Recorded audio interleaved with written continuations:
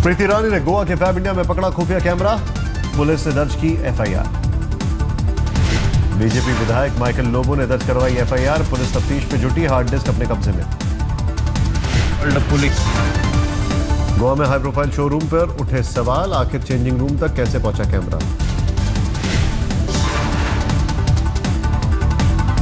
बैंगलोर में बीजेपी राष्ट्रीय कार्यकारिणी की बैठक जारी, मोदी और अमित शाह समेत तमाम दिग्गज नेता मौजूद। लोकसभा चुनाव जीतने के बाद राष्ट्रीय कार्यकारिणी की पहली बैठक, मंच पर आडवाणी को साथ लेकर गए मोदी।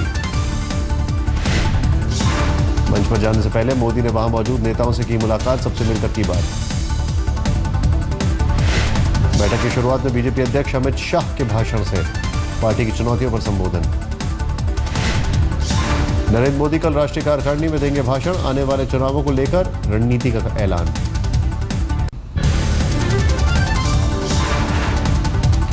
सूत्रों के मुताबिक अमित शाह ने बैठक में कहा, मोदी सरकार ने 10 महीने में किया अच्छा काम।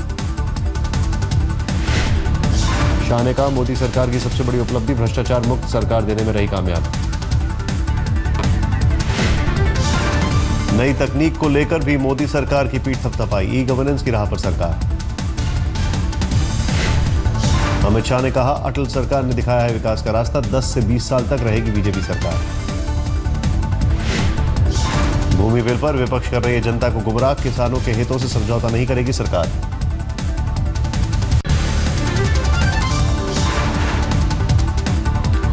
राष्ट्रीय कार्यकारिणी की बैठक को लेकर प्रकाश जावड़ेकर मीडिया से मुखातिब, कहा, दुनिया की सबसे बड़ी पार्टी बनेगी बीजेपी। सबसे बड़ी पार्टी आज देश की बनी है भारतीय जनता पार्टी, जिसके 9.25 करोड़ सदस्य हुए हैं और जल्दी ही हम 10 करोड़ का लक्ष्य पार करेंगे। जावड़ेकर ने बताया कि अमित शाह ने सबसे बड़ी पार्टी बनने के लिए कार्यकर्ताओं को दी बधाई, महासंपर्क अभियान है नया लक्ष्य। बैठक में मैला ढोने की प्रथा को खत्म करने का किया गया संकल्प। बेटी बचाओ बेटी पढ़ाओ अभियान को बनाना है सफल। बैठक में स्वच्छता अभियान और नमामि गंगे का भी जिक्र, करीब 15 लाख कार्यकर्ताओं को दी जाएगी ट्रेनिंग। पूर्वोत्तर और दक्षिण राज्यों में बीजेपी को मजबूत करने पर होगा जोर, दिल्ली में करारी हार पर भी मंथन। बैठक से वापस लौट रहे रविशंकर प्रसाद, हाथ में फ्रैक्चर, उन्हें विदेश नीति पर रखने का प्रस्ताव। बीजेपी कार्यकारिणी में सदस्यता अभियान की समीक्षा, सभी राज्य पेश करेंगे अपना ब्यौरा। जम्मू कश्मीर के उप मुख्यमंत्री निर्मल सिंह ने कहा, 370 है हमारे एजेंडे में, समय आने पर देखेंगे, फिलहाल न्यूनतम साझा कार्यक्रम पर काम कर रही है सरकार। बीजेपी नेता रघुवर दास ने दोहराया, राम मंदिर है हमारा वैचारिक मुद्दा।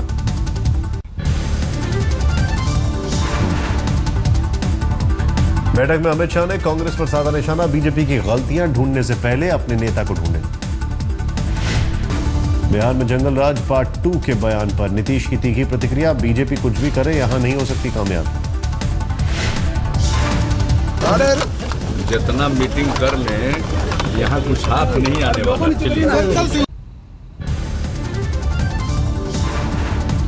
बैंगलोर में बीजेपी की बैठक के दौरान कांग्रेस का विरोध प्रदर्शन, काले धन के मुद्दे पर मोदी से मांगा जवाब। गिरिराज के बयान को लेकर कांग्रेस में विरोध प्रदर्शन का सिलसिला जारी, लुधियाना में हंगामा। लुधियाना में महिला कांग्रेस की कार्यकर्ता उतरी सड़कों पर, गिरिराज ने पूरे देश की महिलाओं का किया अपमान। चेन्नई में भी गिरिराज के बयान पर भड़का गुस्सा, कांग्रेस कार्यकर्ताओं ने निकाला मोर्चा। कोलकाता में पुलिस लाठीचार्ज के खिलाफ एसएफआई का प्रदर्शन, मध्यम ग्राम में किया सड़क जाम।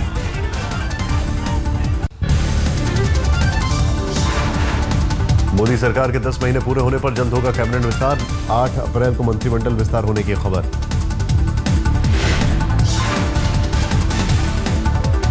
मोदी सरकार का यह दूसरा विस्तार होगा, मंत्रियों के प्रदर्शन के आधार पर होगा फेरबदल।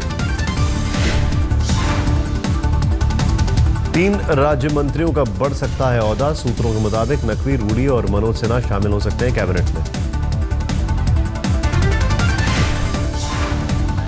मोदी सरकार में शामिल हो सकती है पीडीपी की महबूबा मुफ्ती। जम्मू कश्मीर में बीजेपी पीडीपी की है सरकार।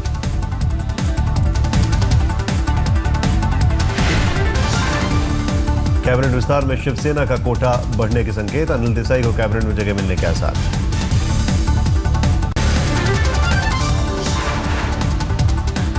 भारत कर सकता है 2024 ओलंपिक की मेजबानी की दावेदारी। सूत्रों के मुताबिक इस मुद्दे पर विचार कर रही है सरकार।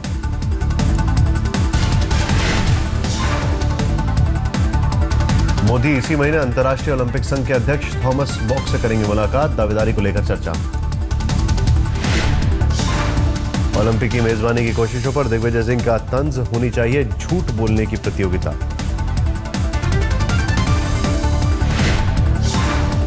नहीं, सभी का प्रयास होना चाहिए, लेकिन हम चाहते हैं कि ओलंपिक्स में झूठ बोलने का भी आयोजन रखा जाए तो उसमें गोल्ड मेडल उन्हीं को मिलेगा। गोवा के मंत्री फ्रांसिस्को मिकी पेचेको ने दिया इस्तीफा। गोवा के मोदी सरकार के खिलाफ केजरीवाल की टीम होगी सड़क पर। 22 अप्रैल को लैंड बिल के खिलाफ जंतर मंतर से संसद तक मार्च। पार्टी में भारी उठापटक के बीच दिल्ली में केजरीवाल सरकार के 49 दिन पूरे। दिल्ली की जनता ने लगाए सवालों का अंबार। 2050 तक हिंदुओं की आबादी दुनिया में तीसरे नंबर पर। भारत मुस्लिमों की सर्वाधिक आबादी वाला देश होगा। अमेरिका के प्यू रिसर्च सेंटर का खुलासा।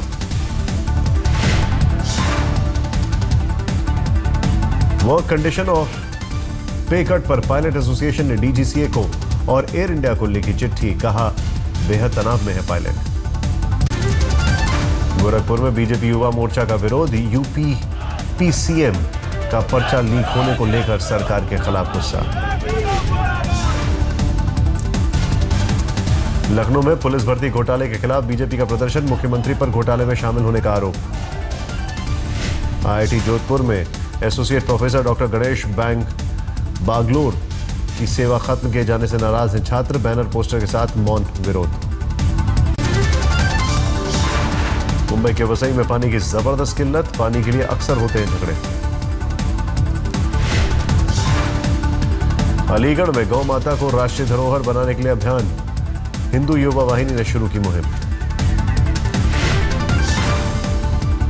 गुजरात के सुरेंद्रनगर में एक बीमार गायों के इलाज के लिए लोक संगीत का कार्यक्रम। 15 लाख रुपए की उगाही। Association of Indian of north America ने दिया चलो गुजरात नारा। न्यू जर्सी में 3 दिन का कार्यक्रम। मुंबई की मरियम सिद्दीकी ने जीता गीता कॉन्टेस्ट। 1 महीने गीता पढ़ाने के बाद ली गई थी परीक्षा।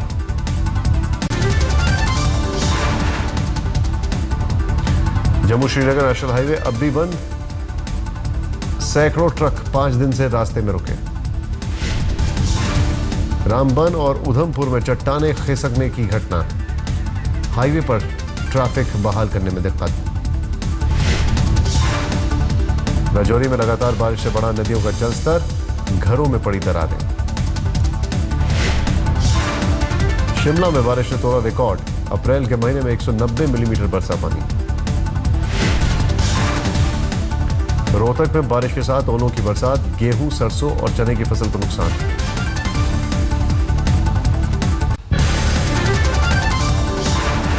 जैसलमेर में भी बारिश और ओले से तबाही। फसल कटाई के दौरान आई आफत।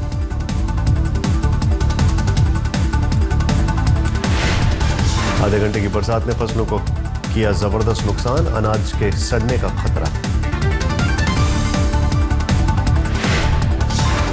पहाड़ों पर हुई जबरदस्त बारिश। चमोली, रुद्रप्रयाग, पौड़ी में बीती रात से बरस रहा है पानी।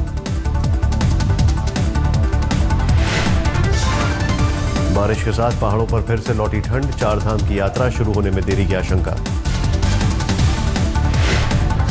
मौसम विभाग के मुताबिक 4 अप्रैल तक होगी बरसात। 1 दिन पहले में चमोली में आया था भूकंप का झटका। रायपुर में बेटी ने किया मां का अंतिम संस्कार। नाराज भाई ने की थी बहन की हत्या। आरोपी भाई ने सरेआम कुल्हाड़ी मारकर ली बहन की जान, भाई पुलिस की गिरफ्त में। अहमदाबाद में लिंग परीक्षण करने वाला डॉक्टर को किया गया गिरफ्तार, 20,000 रुपए लेता था फीस। छत्तीसगढ़ के कोरबा में चलती कार में लगी आग, कार में सवार 3 लोग बाल बाल बचे। जलगांव में चलती ट्रेन से एक युवक को फेंका, 4 लड़कों के साथ झगड़ा।